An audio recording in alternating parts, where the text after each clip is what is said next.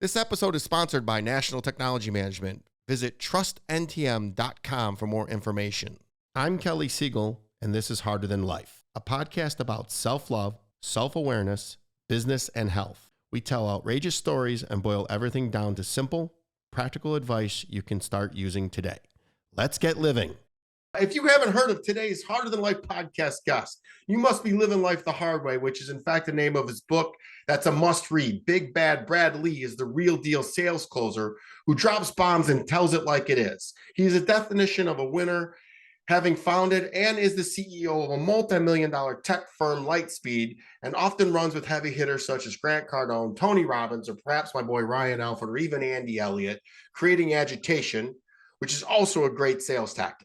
Today's podcast is going to be a masterclass on living life the right way, because in both of our cases, we've made many mistakes. They say a smart person learns from their mistakes, but a wise person learns from other people's mistakes. So grab your notepad and perhaps a cigar and learn, because I'm excited to share Brad Lea with you all today. Welcome, my friend. Thanks, man. Thanks for having me. Happy birthday again. You turned a lucky number 55. I can guarantee you this is going to be the best year of your life yet, and you kicked it off the right way in good old Mexico. Puerto Vallarta, man. Unbelievable resort. Vedanta. Your digs looked fantastic. Yes. Butler, the whole 9 yards. Dude, you got to do it right when you go when you're going double nickels. Man, I got to tell you, you look great. I think lucky us as men, we age better than women, I think. I just turned 48, but I hope I look down as good as you do at 55. So congratulations and happy birthday. And let's get you out there even more. I'm a big fan.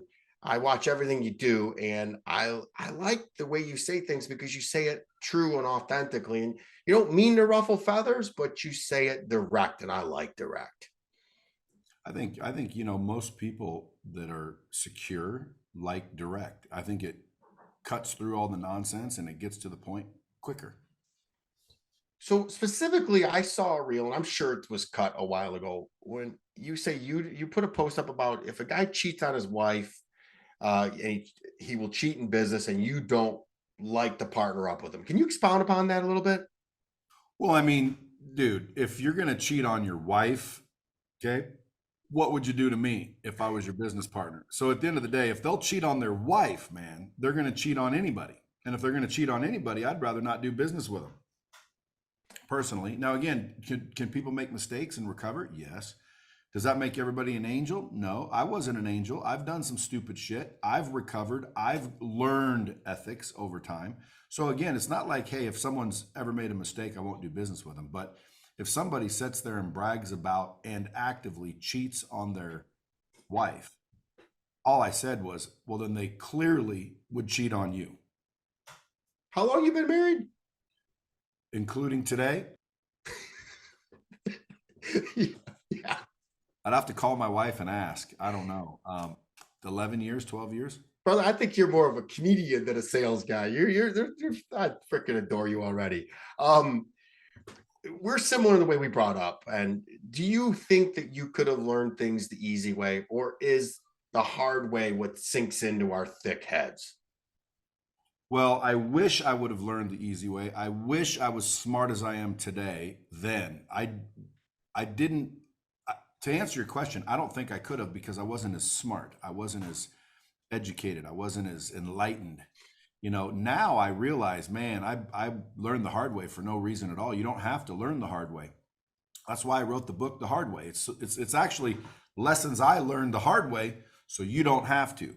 So I wish I could go back and learn the easy way, but no, I'm like you, dude. I had to go out and figure it out for myself. Not only because, I got kicked out at an early age and didn't have a lot of guidance, but I wouldn't have listened to you anyway, man. I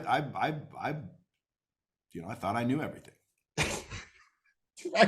I so understand what you're saying. I'm laughing because I thought I knew everything right up until I knew I didn't. Again, look how similar our books are. Mine is kind of harder than life, and yours is the hard way. So all I do is tell people, hey, you're going to make mistakes, and you just got to go through and be harder than life, because it's going to throw you a lot of curves. And that's really what you talk about. And it is eerily familiar how our lives have paralleled each other from rough upbringings to selling candy door to door, all the way through to getting used and abused by a business partner that you basically just floated for everything, and then writing big checks to get out of it. But you know what winners do? They win, baby. And that's what you do. So I was going to tease you a little bit because I saw your clip with John Sarasani, who's happened to be a pretty good friend of mine. We've become close, and he was making funny about the things that he says you guys are very, very similar. I'm going to give you props and just say, man, keep doing what you're doing. I hope to be half as successful as you are. But what was your main point of the book? What do you want people to take away from if they go out and more to this book and read it from cover to cover like I did? Well, the cool part about that book is people are going to learn what's in it one way or the other. The question is how much is it going to cost them? So you're going to learn what's in that book one way or the other, brother. I would recommend, picking up the book. It's not for the money, and you got a book, so we're not getting rich off the book. Ultimately, I wrote that book so people could avoid problems and situations. I mean, there's a lot of youngsters out there that ask me questions. I don't know why, but a lot of youngsters follow me because of the way I talk, and they think that they can trust me because of my authenticity. Like, I don't sugarcoat shit. I'm not Willy Wonka, as they say. And so they trust what I'm saying. And I wrote that mainly to show people that there's easier ways to learn than going through the challenges yourself. One of the things I always talk about, again, number one, be authentic. There's so many people out there worried about everyone else's opinion that they're so afraid to be themselves, in fear of other people's judgment, that they go through life half of who they could be. I don't agree with that. So the book talks about the lessons I learned the hard ways, because I have 55 years to look back and reflect. What would I change? What would I do differently? Well, one of the things I'd do differently is, number one, I'd read books. Number two, I'd invest money more wisely. And number three, I wouldn't give a rat's ass what people's opinion of me was. I wouldn't give a rat's ass about what people's opinions of me. I have to second that, my friend. And I got to tell you, it took me till 43. When did the light go on for you when you started figuring out that the less you thought you knew, the less you actually did know, and you didn't give a shit? I think I was right around 30 to 35. And I would act like I didn't care what anyone thought prior to that, but I actually did care, and you could see it. And I would be, offended and hurt, and I kept it quiet. I didn't cry and bitch and moan and complain. But trust me, if someone didn't like me, it bothered me. I couldn't figure out why, and then I would do things just to show off and look cool, and it was ridiculous. So I spent a lot of money trying to impress people. If I had all the money that I spent trying to impress people back, it would be impressive. It'd be a big chunk of money, I'll tell you. But no one remembers all that money I spent. No one gives a rat's ass either. And like you mentioned, John Sarasani, first of all, he came in here and basically said, if you ever want to see what I'm going to post, or something to basically insinuate that I look at his page and then post based off his page, which is hilarious. I'd never watched his page until he came up and begged to be on my podcast. But I like John. It's funny, I do watch it. I do follow him now, and it is funny how he rips people. Hey, buddy, you look like a dick. He is. I've grown very fond of him, and he just loves to agitate. And he's coming in tomorrow. Is he? He wants me on his podcast. I said, hey, come in and use my studio. We'll throw up your logo. He's coming to town for, obviously, the Super Bowl. He likes to gamble. He's here often. I'm like, swing on in, buddy. Yeah, I like John. But, dude, I'm telling you, man, on my kid's life, when he said, Brad, if you want to see what I'm going to post, I don't know how he said it. I think you might have remembered. He basically insinuated that I post everything he does. And then he showed the clips, which I think was your team. It was brilliant. You know what? There's only so much of these, let's call them thought leaders. I don't like calling people influencers.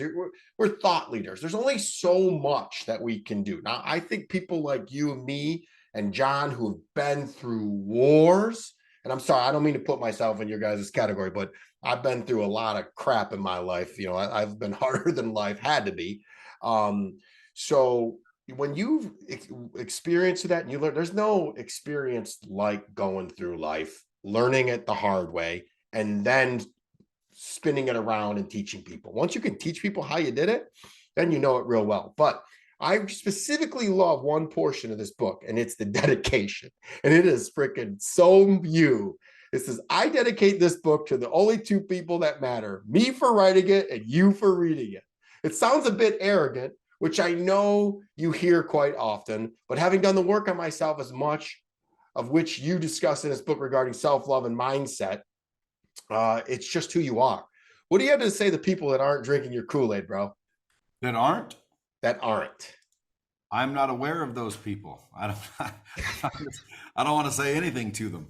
You know, at the end of the day, that dedication, I'm sitting there trying to figure out how to write a dedication. First of all, you know, I wasn't even going to write one. And then my friend Mandy, who handles my social media account, was saying, you know, no, dude, you need a dedication. And then my wife said I need a dedication. And everyone said I needed a dedication. So I'm like, listen, you always read those dedications. I dedicate this to my wife and my kids and all the people that felt that I was deserving.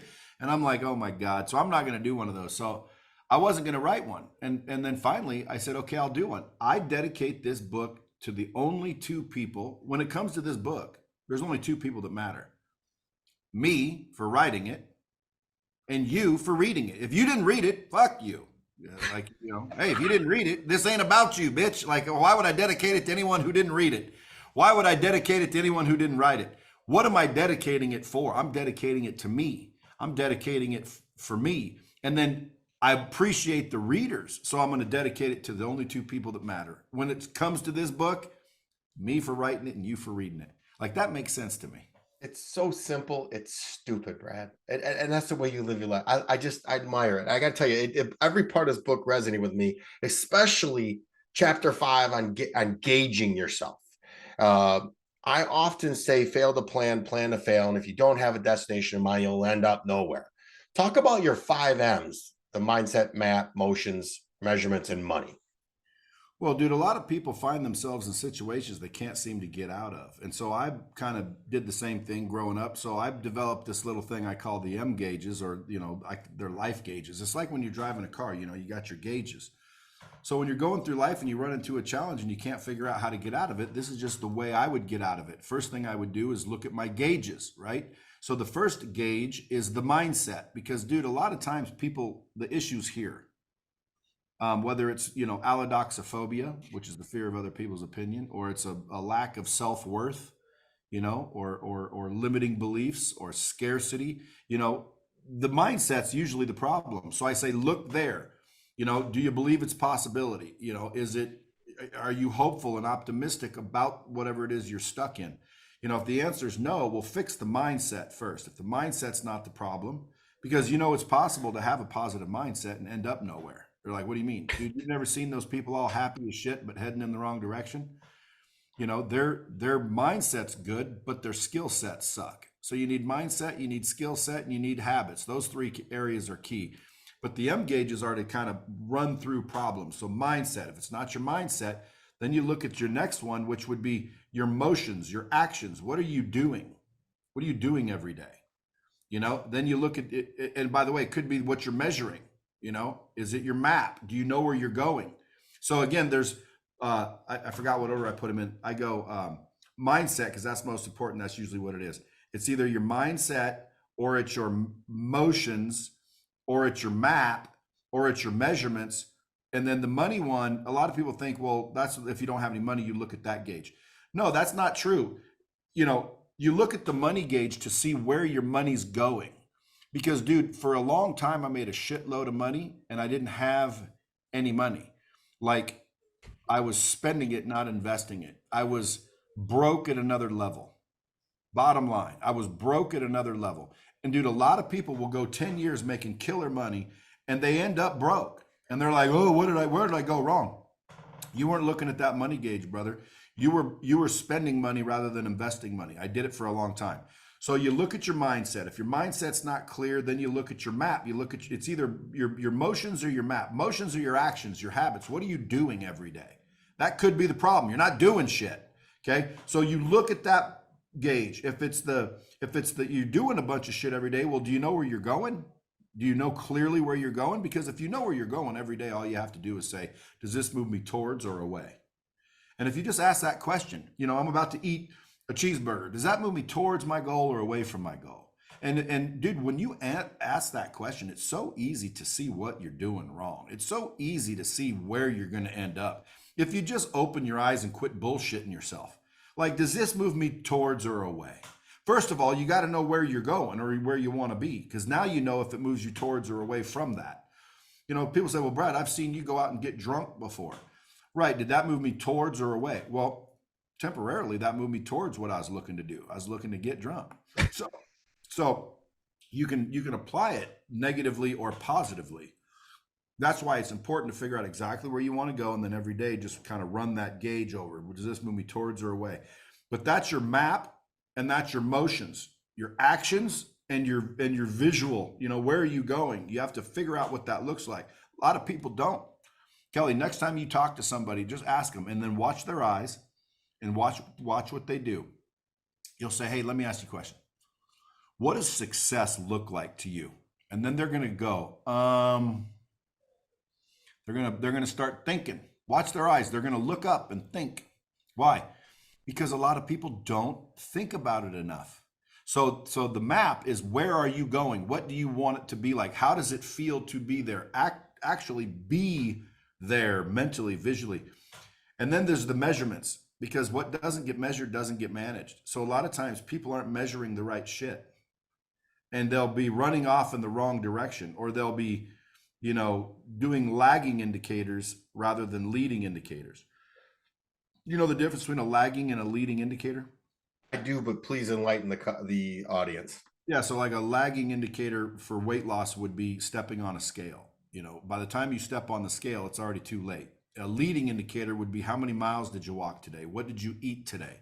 So every day, the leading indicator would be, what did you eat? What did you do? You'll know by the end of the week if you're going to lose weight or not. You don't have to wait. That's the lagging indicator. The daily actions are the leading indicators. So too many people are looking at the lagging indicators when they need to be looking at the leading indicators. And that's the measurement. Like, what are you measuring? And then last, you look at your money, because if you get those 4 areas right, your mindset right, your map right, your motions right, your measurements right, you're going to make some money. That's a fact. Well, now you better watch out, because I've done those 4 perfectly, and guess what? I pissed away money like it was going out of style. It's easy to do. I've been there and done that too. When I used to freaking party like a rock star, man, like the way Sarasani lives, it's easy to spend a lot of money, especially in Vegas. So I don't, what you asked, you said a question I want to ask you, put you right on the spot, because I'm sure you get asked all the time. What does define success for me, Brad, in your eyes? My ability to go where I want, with whom I want, for as long as I want, and to help without fear of scarcity. Like, dude, listen, if I can go where I want, when I want, with whom I want, for as long as I want, and be able to give abundantly, brother, whatever that looks like, that's success to me. You're successful. There's so much depth to you. Obviously, health, wealth, happiness, love, things like that. If someone were to say, Brad, rate everything, what's most important? Again, most important to me is my health. Why? Because without that, dude, you're screwed. Without that, you can't be good to anybody, your kids or anything. So some people put their family above their health, which I think is a mistake. You should put your health first. Now, again, well, Brad, I see you smoking cigars. Guys, I don't inhale a cigar, and I'm not the one smoking. The cigar does the smoking. Okay, I just puff on it. So at the end of the day, if that's unhealthy, well, I tell my grandpa who smoked cigars till he was 98. But at the end of the day, there's a lot of people that smoke and don't get cancer. There's a lot of people that smoke and do get cancer. So it's like, I don't believe the cigar is what gives you cancer, personally. But that's an ignorant statement, because they say science says that it does. Okay, well, then how do you explain all the people that didn't get it? We just sit down and talk to you all day, every day. What kind of cigars do you smoke, and how often do you smoke? Usually Cuban and as many as I can, but I'm going to start only smoking them for celebratory reasons because it makes you stink. That's one thing I don't like. But anyway, so what was the previous question? So if they wanted me to rate them, I would say number one, your health. Number two, your relationships. Now the relationships are most important because, man, when you're on your deathbed, Kelly, I guarantee you, dude, you're going to be missing people. You're going to be worried about people. You're not going to be worried about your business. You're not going to be worried about your cars. You're not going to be worried about your money. You're going to be worried about people. So people should be the most important thing after your health, and then money or business. So some people, they put their business and they put their health, family above their health. They go a long time, but they're destroying their health. They're miserable, okay, and they end up losing it all because of their health. So put your health first, then relationship second. If you had to get rid of your kids and your family and your loved ones or your business, which one would go? Well, obviously, in most cases, it would be the business. If they had to go, that's the least important. Right, so make sure you understand that. Don't wait till you're on your deathbed and then regret putting them last, right? And then your business, then your money. Now, some people might say, what about God, Brad? Listen, guys, to me, that's a relationship. And they're going to say, so you're telling me that you put your health over God? Well, if I truly want to put God first, then I would focus 100% on my health. Our body's a temple. Read the Bible. It says to take care of your body. It says to be as healthy as you can possibly be. Treat it like he lives there. So at the end of the day, man, you can't use the God thing on me. You know, health, relationships, money, or business. That's the order of importance that I found. So I get the feeling you believe in God. What is your relationship to God? You know, again, I mean, the scripture tells us to seek and we shall find. So I've been seeking, you know, and I'm still seeking. I don't know, you know, I know that the Bible, the quote unquote Bible, has many, many versions. Some have omissions. Some have different translations, meaning, you know, literally the same chapter means something in 3 different Bibles. I don't know why there's all these versions of the Bible. You know, the King James Version, which is a widely used Bible. Why does he have his own version, would be my question. Well, because he was a king. Well, what's that mean? Well, that means, you know, he had it changed, you know, to the way he wanted it. Now, someone could say, no, that's not true. Yes, it is true. If you start looking back and back and back and back and back and back and back to the actual scripture, which are in Aramaic, right? Hebrew, Sanskrit. I'm talking about old, the shit that was actually written. You find out, first of all, his name wasn't Jesus. His name's not Jesus. Everyone calls him Jesus. That's not his name. That's not his name. That's not his name. People say, yes, it is. You're so ignorant. It's a translation. It's not a translation. Okay. Well, it's a transliteration. People that are a little bit more intelligent say, well, it's a transliteration because it isn't a translation. Then the slightly more intelligent people say, well, that's a transliteration, Brad. It's this, it means, you know, I know what it means. Okay. I did the research. It came from Iesus. That's where Jesus came from, supposedly. But where did Iesus come from? Well, Iesus is a transliteration from the word Yahshua. Well, Yahshua was his name, and his actual formal name is Yahushua. But at the end of the day, somebody changed his name at some point in the game. And now we're all calling him by a name that isn't even his. So, like, for example, if your name's Kelly, and then all you care about is, hey, tell him I sent you, you know, tell him Kelly sent you. And then somewhere along the way, I decided, you know what we're going to call him? We're going to call him Buck. And you know why we're going to call you Buck? Because the people I'm trying to describe you to, they don't have a K in their language. So I can't say Kelly in their language because they don't have a K. And by the way, a name is an actual sound. So I'm trying to get them to say your name, Kelly, but there is no K in that language and there is no Y. So guess what I'm going to do? I'm going to transliterate your name and I'm going to say it's Buck.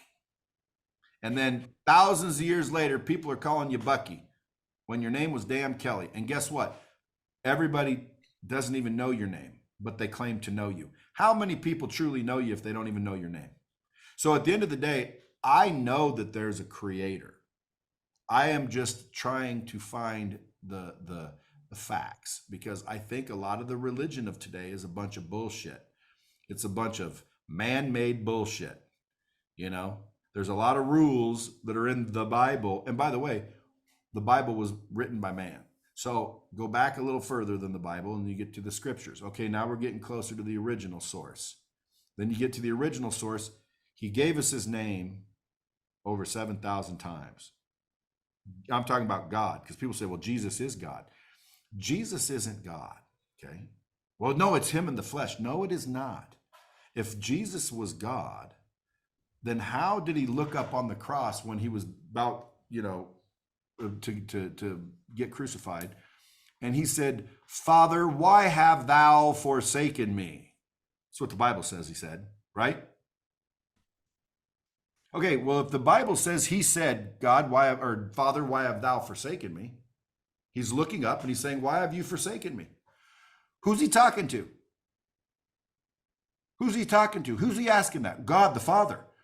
So God the Son and God the Father are two of the same things you're trying to tell me, but yet he had to ask himself what was going on? Why would you need to ask yourself what's going on? What are you, schizophrenic? What are you, a freaking schizo or something? No, it's because they're two separate beings. They're two separate entities. I'm not saying that one's not appointed. I'm not saying one's not anointed. I'm saying Jesus, Yahshua, that's his name. Yeshua or Yahushua is actually his name, which means God is salvation, by the way. And God's name is Yahuwah. So Yahshua and Yahuwah are two separate people. Period. And everybody wants to argue that, and everybody thinks I'm, talking crap because I'm so ignorant in the word, when in reality, they're ignorant in the word. I've talked to pastors that say, oh my God, Brad, how do you know these things? Very few people know this. Well, because you do some studying and you seek. And Kelly, when I look at the scripture and it says, seek and ye shall find, I look at these people that they're not seeking. They're just saying okay to whatever the pastor told them. They're just doing what they're being told to do. Nobody's seeking. Listening and doing what you're told is not seeking, folks. Okay, ask some questions. What are you afraid of? Oh, you're going to go to hell? Oh my God, I'm going to go to hell. I better just say okay. Shut up, you puss. You're not going to hell, number one. Okay, number two, it says to seek and ye shall find. Have you looked? Go investigate what I'm saying, and you'll start to realize that it's true.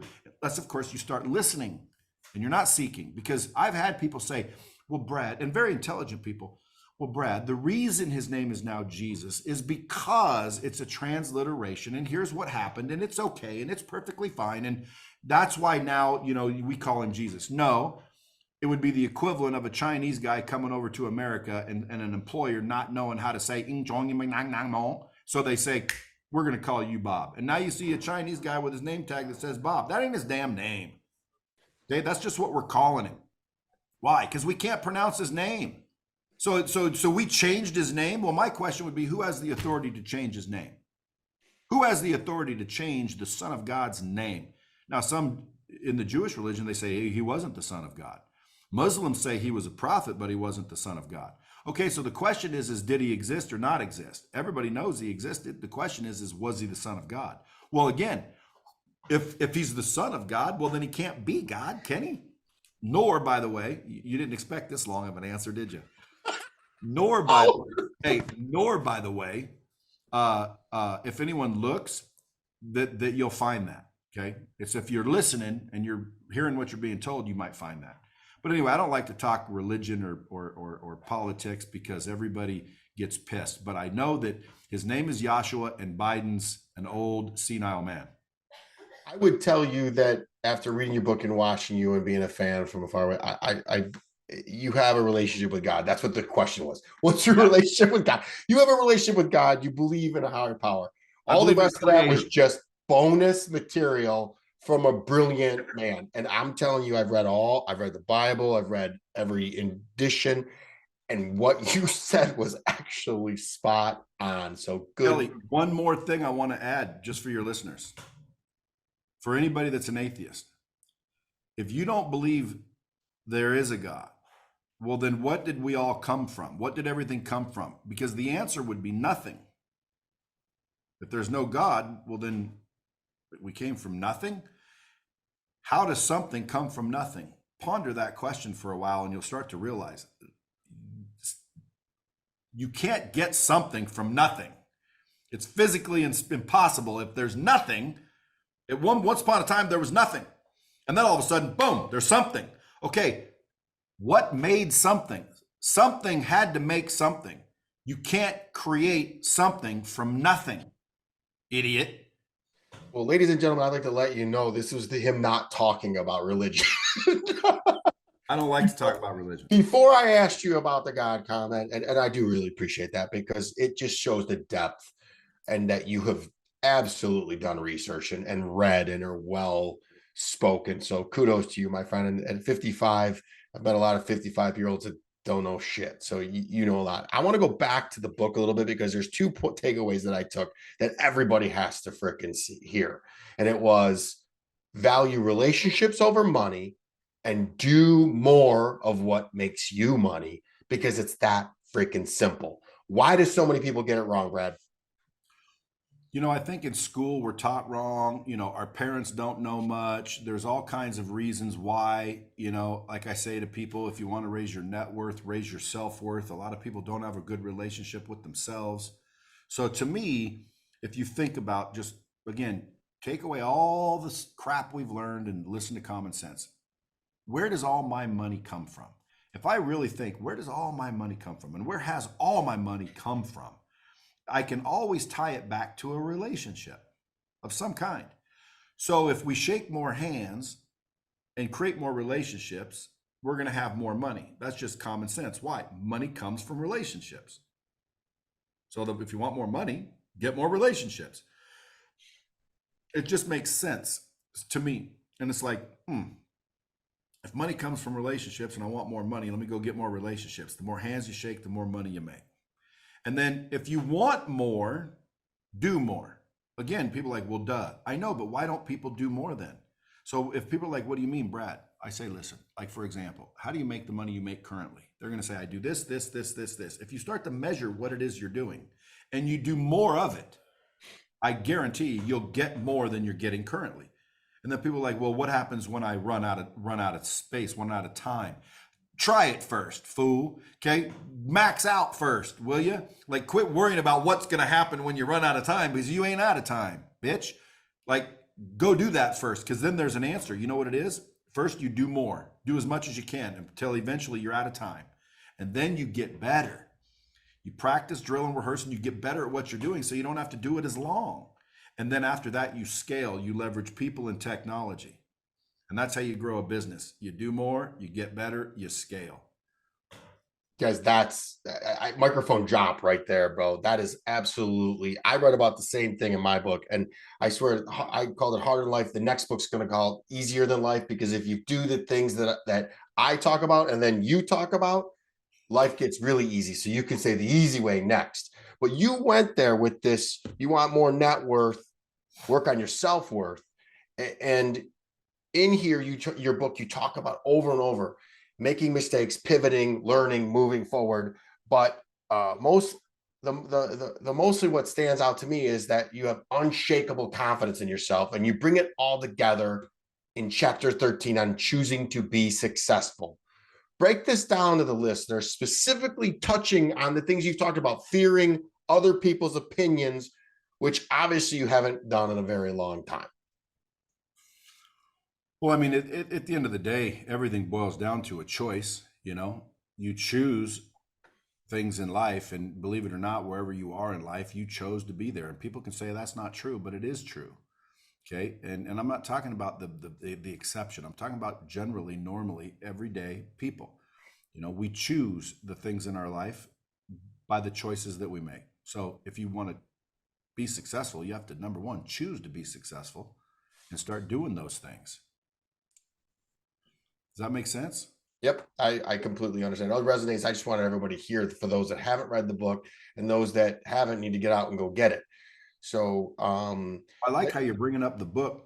I don't think anyone's really broke down the book as much as you have on a podcast. I like it. It was so good, bro. I mean, listen to my audio. You'll see that it's eerily similar. I broke down how to start an IT company from start to finish. You think anybody would fricking copy it? We give the blueprint. Nobody does it. Hey, it's in there. And then the habits, the mindset habits to do on a daily basis, it's all in there. To give it away. So your next book's going to be called Easier Than Life. Yeah, because it leaves. My next book is going to be called Zero to Lightspeed. It's basically the story of how I built this, but I need to build it to a higher level before I talk about it. So Zero to Lightspeed, and then my final book's going to be called Inches to Spare. There's so much depth to you. I'm going to finish up one thing about the book, and then we're going to switch to you because I find you fascinating. So an honorable mention is chapter 11, where where you're talking about writing in, you slip in the part about avoiding lawsuits at all costs. I can understand the importance of this. Huge.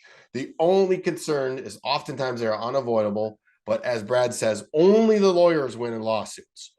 Why get everything in writing, Brad, and why avoid lawsuits? Well, you get everything in writing because I think when time goes by, people forget what was agreed to.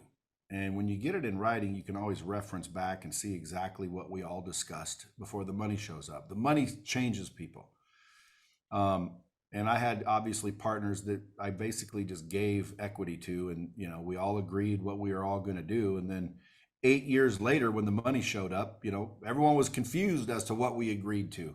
So I don't care if it's your mom, you need to get it in writing just so you have a documented, account of what we all agreed to. That's just smart. And I don't care if it's your mom, it's your brother, it's your cousin, it's your two best friends. Like, get it in writing, man. Don't be a dumbass. And then relationships over money, which is a chapter. Do you know what chapter that is? I thought it was 11. Relationships over money. A lot of people say, who are you talking about in that chapter? Well, I'll have you read the book, but I'm talking about old Grant Cardone in that chapter. And what's funny is when I was writing the chapter, I was kind of leaving his name out because it was basically slamming him for choosing money over relationships and how it's a bad thing to do. And then by the end of the chapter, I realized as I was writing it that I did the same thing. And it was a mistake.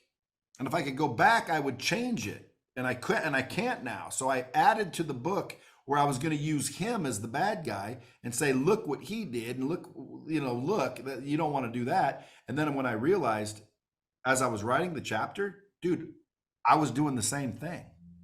Like, I'm guilty of it too.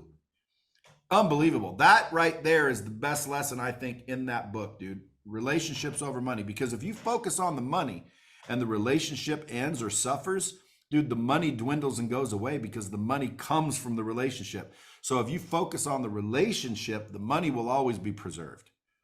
The only caveat I would add to that in my 48 years, and I've written big checks to partners to get rid of them. Same exact. It's eerily similar how our lives have been parallel. You're ahead of me, of course, but the only thing I would add is sometimes you don't really want that relationship, and money makes that very evident.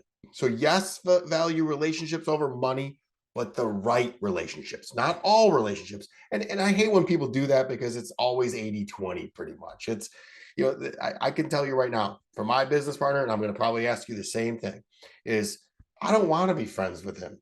And I'm sorry, he's probably going to listen to this. I don't, the guy, I had a business partner that I wrote a big check to that, we went into it. Thank God we had everything in writing. We went into everything in writing. And then when the shit hit the fan, we just went right back to the articles of incorporation, and it said we had a separation clause, and we followed it to a T.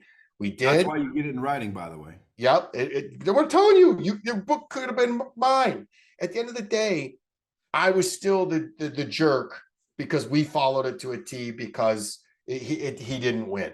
At the end of the day, once we separated, we went our separate ways. Our kids were friends. I wanted our kids to remain friends. They couldn't stay friends. So at the end of the day, God did me a favor and said, hey, bro, this person ain't for you. So I could have valued that relationship over money and still been supporting them. which is very similar to what you did. Are you still friends with your two partners that you started? Not those two, no. See?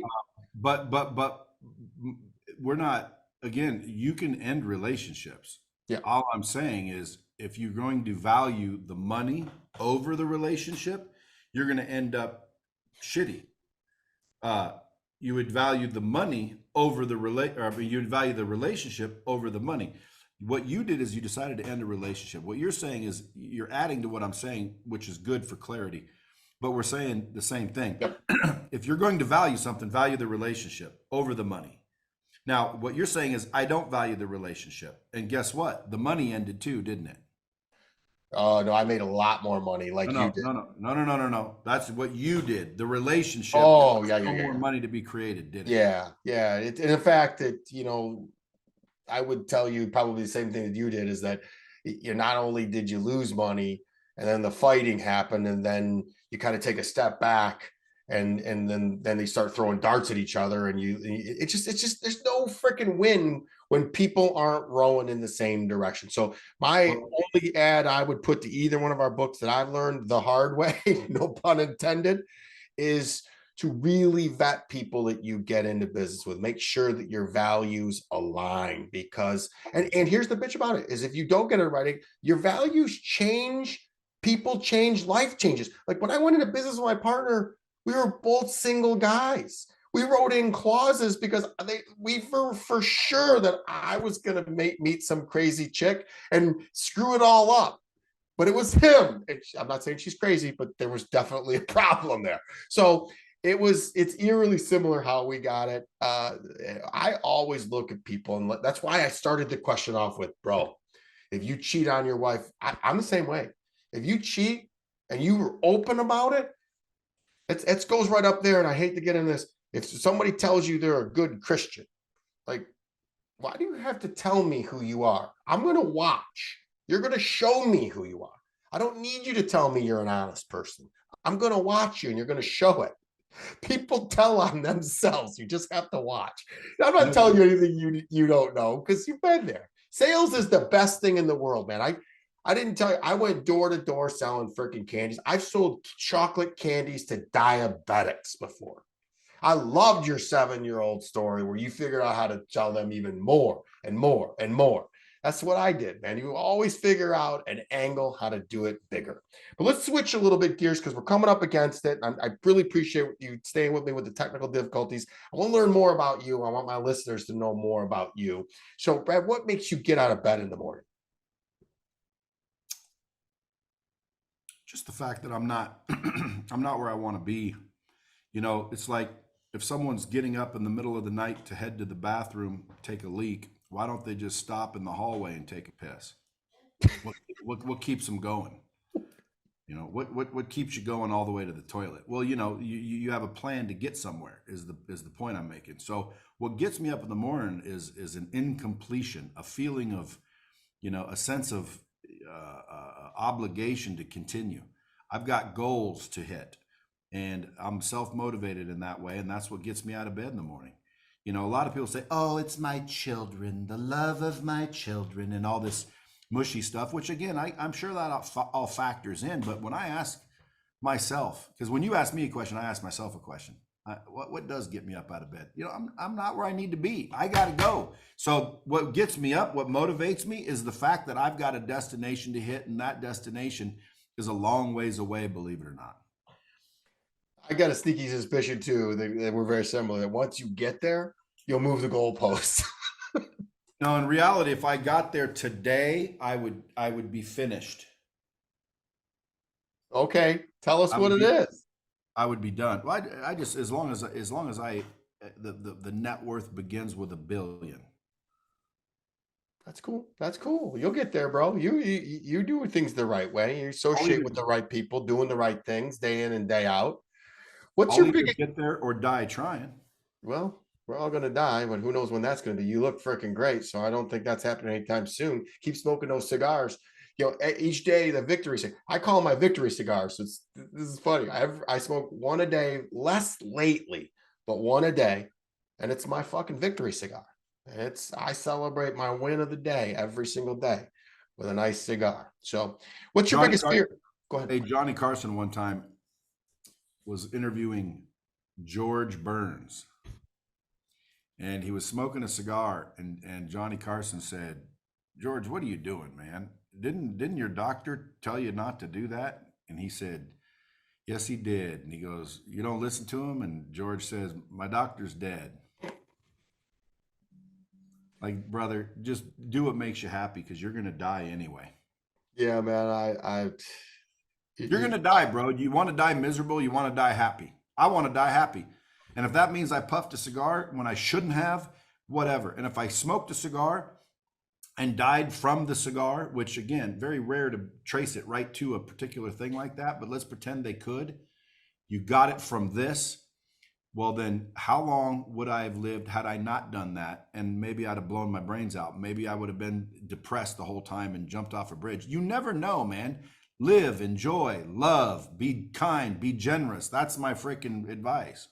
Yeah, I don't drink or do drugs, and the only things that people like to, there's crabs in a bucket, man. Everyone wants to hate on us when you're winning. When you're on the top, they're trying to knock you down, as you know. So I get hated on for, of course, can't you just tell all I do is steroids? And then the second thing is my freaking cigars. So hey, steroids and cigars, baby. That's maybe that's what I should name my next book. What's your biggest fear, my brother? I've always asked myself that question, and I always come up with a stupid answer like, plane crashes. Nothing that you would, go, well, that's deep. I don't really fear much. I use fear to fuel me. So again, I fear what normal people fear: plane crashes. Getting my ass beat by four dudes in an alley. Like, dude, that sounds scary as shit. Having my kids kidnapped or jacked. Anything like, oh my God, getting cancer, of any kind, getting a terminal disease. And, it's crazy if you think about this too, dude, because right now we are both completely aware we're going to die, right? Yep. And you're going to die, right? Mm-hmm. So you walk into a doctor and that doctor says, well, Kelly, you've got a terminal disease and you're going to die in a couple years. People freak out. And it's like, you knew you were going to die. Why are you freaking out? You knew you were going to die.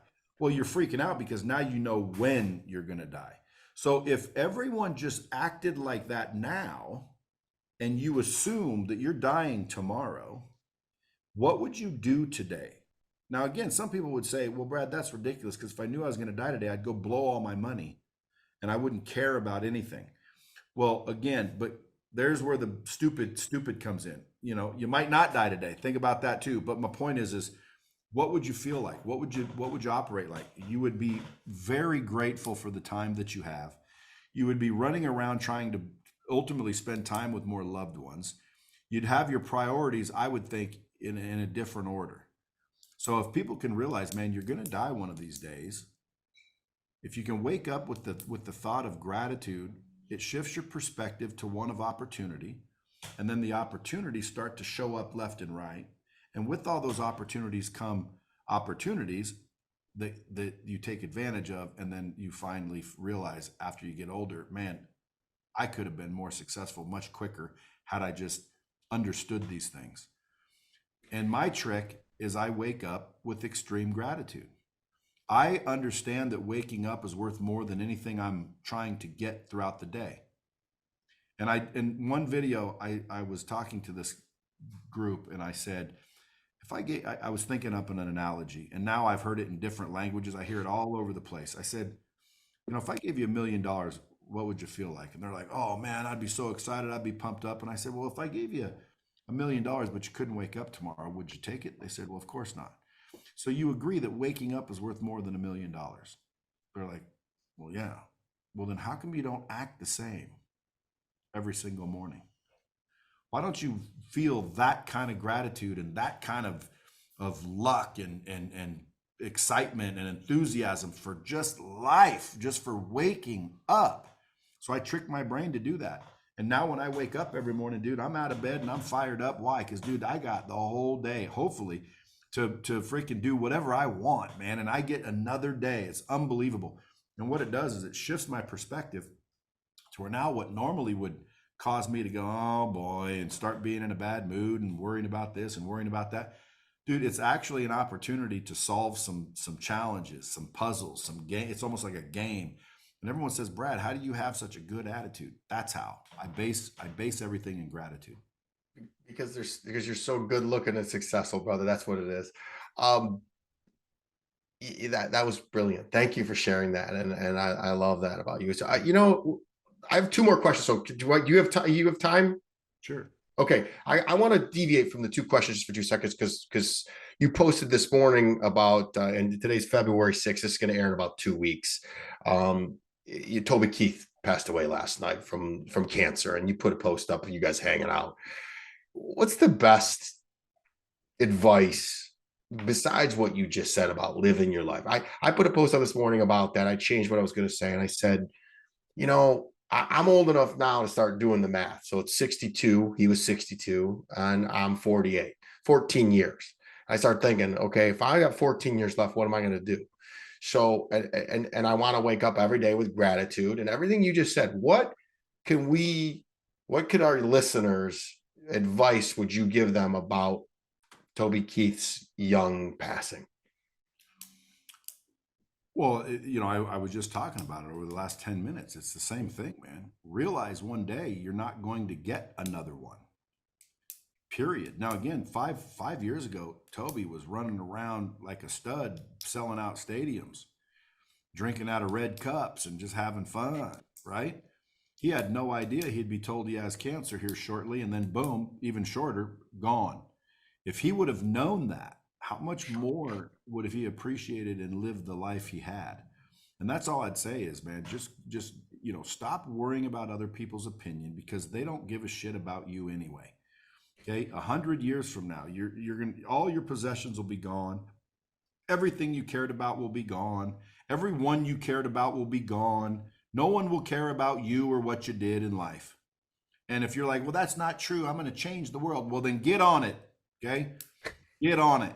But at the end of the day, man, if you just realize every day is a gift, and it really is, every day is a gift, you'll start to smile and be in a little bit better mood. And if you can just do that every single day, man, the day you die, and then I'd also say get right with God, because there is a creator, my friends. There has to be. And you better get right with him. And that's the question, is like, what is right? I don't know. That's the whole thing. Like, you better start seeking, because what if you're wrong? Ooh, shit. From what I hear, it's not good. Wow. Right is all in relative. It's what feels right to you. You've said it 1,000 times. So I say, you know what I say, be right? I say this: be kind, be generous. That's it. Be kind and be generous. And if you die and you spent your whole life being kind and generous and you still get punished, well, then that's a bullshit freaking deal. Let me add one more thing to you. If life is a gift, that's why you need to be present. What's something about you that people will be surprised to know?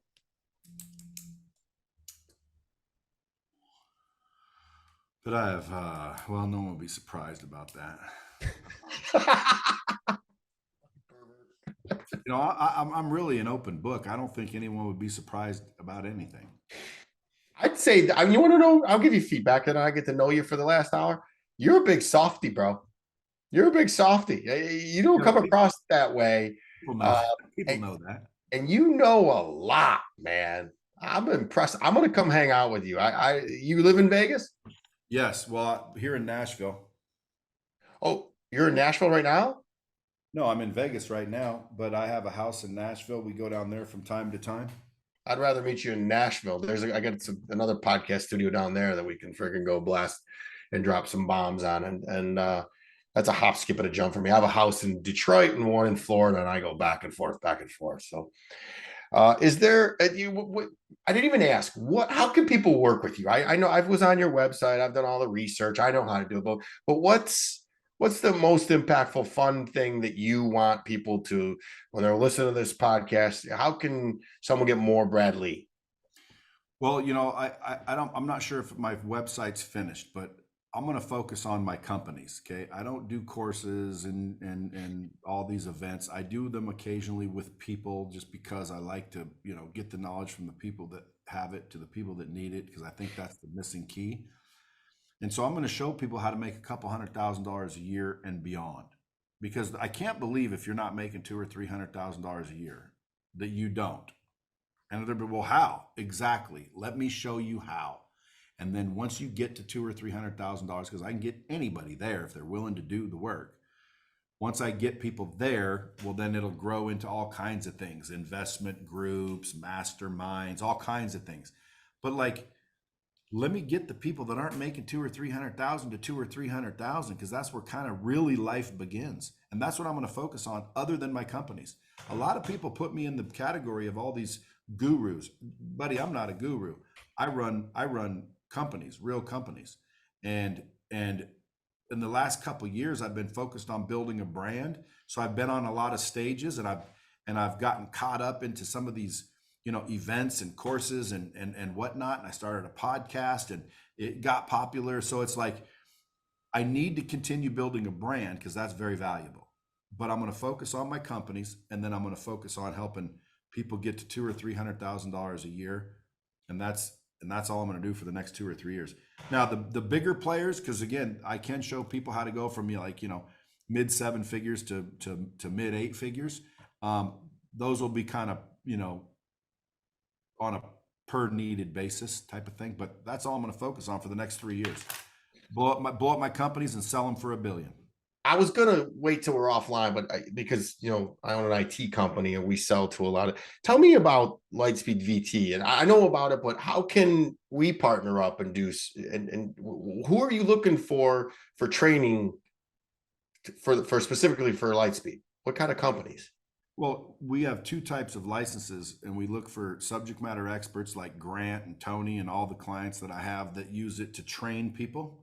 And then we look for companies that need to train people. So whether you're a small company or a large company, if you need to train your people, our technology is really the only training system that exists. All the ones are hosting videos, and they call that training. Guys, watching a video doesn't make you trained. It doesn't, like, in other words, I watch mixed martial arts. It doesn't make me a black belt.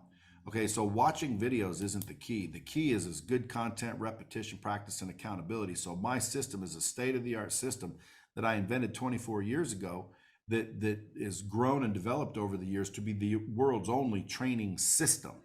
So Lightspeed allows companies to have a technology that allows them to actually train people for, employees, customers, franchises, whatever.